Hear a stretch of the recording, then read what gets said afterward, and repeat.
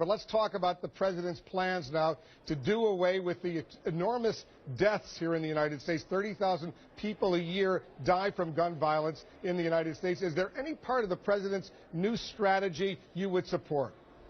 Sure. And what I would advise the president, having spent 16 years prosecuting gun violence, is we need to do a much better job prosecuting current gun violators. Wolf, gun prosecutions are down over the past 10 years. If you look at the current background check denials, in 2012, the last numbers I saw were 80,000 background check denials. Out of those 80,000, there were less than 500 prosecutions. So before you ask for new weapons in the war on crime, it is fair for me to say, how are you doing with your current weapons? And there's a very small percentage of our fellow citizens who are criminally inclined, very small. So if you can put them in jail for a gun violation before they commit murder, before they commit a mass killing, why is that not a better strategy? Well, are you suggesting, Mr. Chairman, that those 80,000 or so who were denied an opportunity because of their background checks to purchase a gun should be prosecuted? Absolutely. It's against the law to lie in the application for a firearm. It is against the law to seek a firearm if you're under indictment. It is against the law to seek a firearm if you're a convicted felon. There are large categories of people who cannot possess or purchase firearms, and our prosecution levels are anemic and declining in those areas. So when you ask the administration why they're not prosecuting these individuals, what's the answer you get? Well, I have asked both Attorney General Holder and Attorney General Loretta Lynch, and I am biased towards prosecutors. I admit that up front. They tell me these cases lack jury appeal.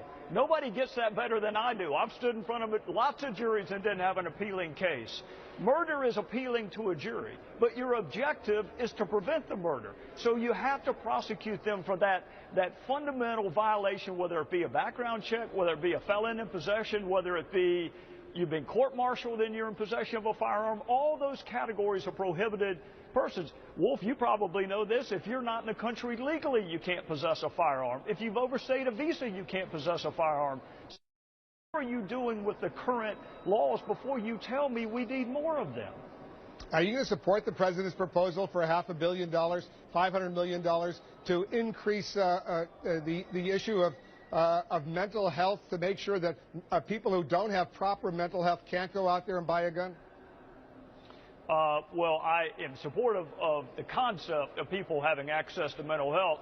You don't know this, Wolf, and there's no reason for you to know this, but I had a gun pulled on me outside of church a couple of years ago by a woman who was adjudicated unfit to stand trial. She was criminally irresponsible.